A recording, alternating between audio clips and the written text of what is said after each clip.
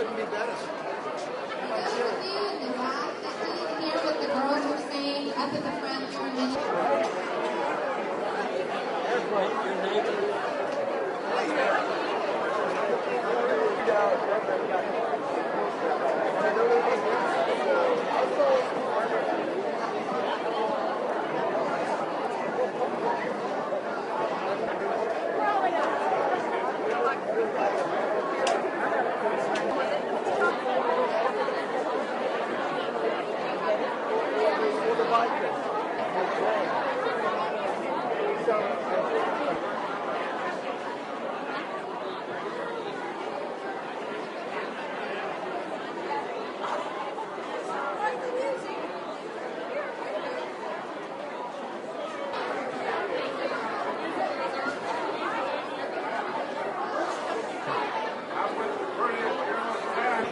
Tell me what you think about this time this year compared to last year.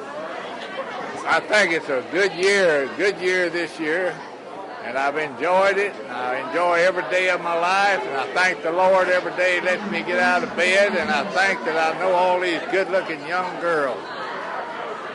What do you think about the honor flight this year? The what? What do you think about the honor flight this year? I wish I could go on it again. I enjoyed the first one very much, even though we had a little storm, but outside that, it was all right. Thanks. First of all, I would like to recognize our veterans. We're so humble and honored.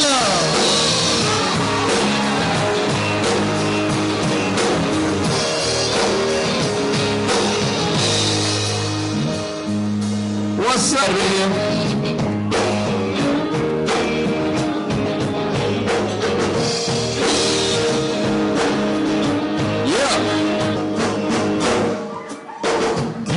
While it's still dawn,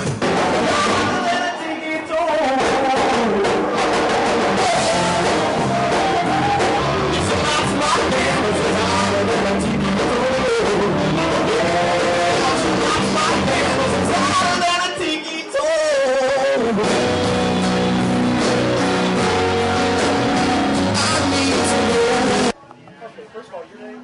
Brenda Bevan. Brenda, tell me about what's going on tonight, what y'all trying to do, and what's your fellowship and all that. We are taking 120 veterans to the World War II Memorial in Washington, D.C. on May the 9th.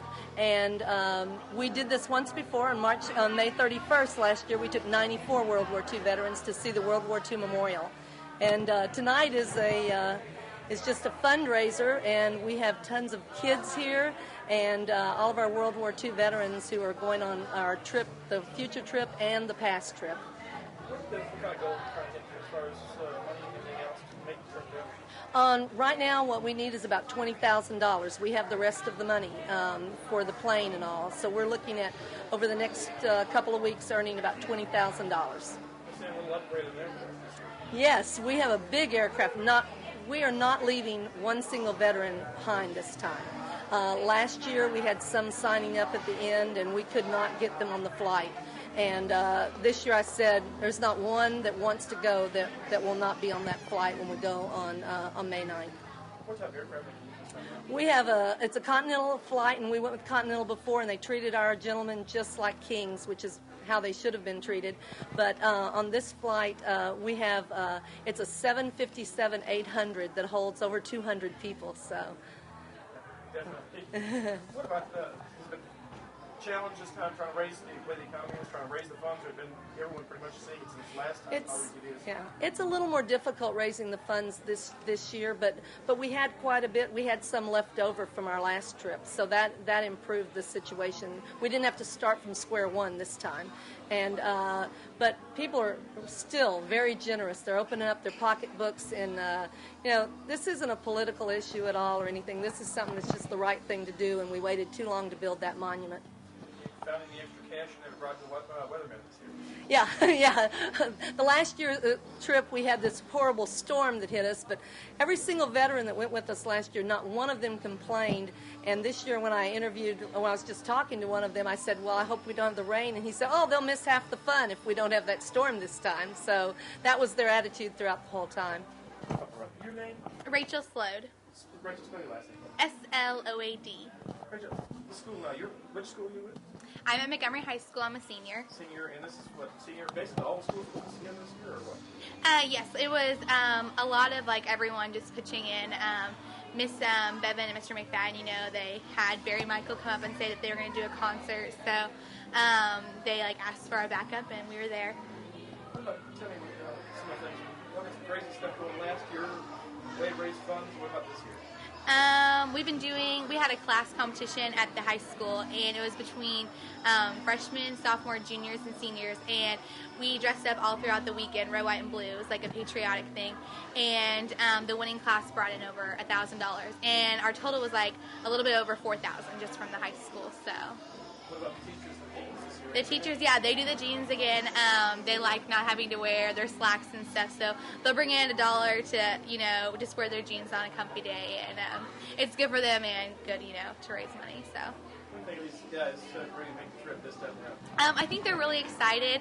I know they've been talking to a bunch of us Guardians who went last year and guys who went last year, and I think it's getting them really pumped up and excited. They're hearing about how much fun it was and how they get to be treated like kings, so it's what they deserve, so. Okay, what you were just discussing about the kids' involvement in this.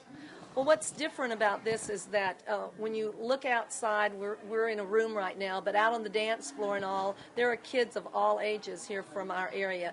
And we also have veterans of all ages, mainly World War II veterans from 82 years on up to, I think we have a gentleman out there who's 97 right now.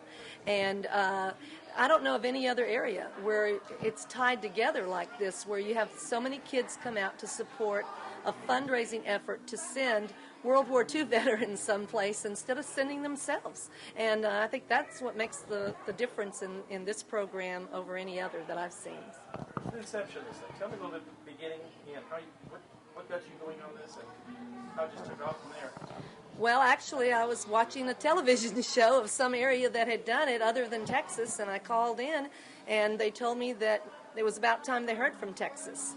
And I'm a Texas history teacher, and that didn't sit real well with me. So I went to my principal. We have a giant Veterans Day program, and I thought this would just be the natural extension of our Veterans Day program. And he said, I like it. He called our superintendent. He said, get it on the website, and we did, and that's how it all got started. And you know, it's probably, I imagine at the end of my life, it'll probably be one of the greatest experiences I've ever had.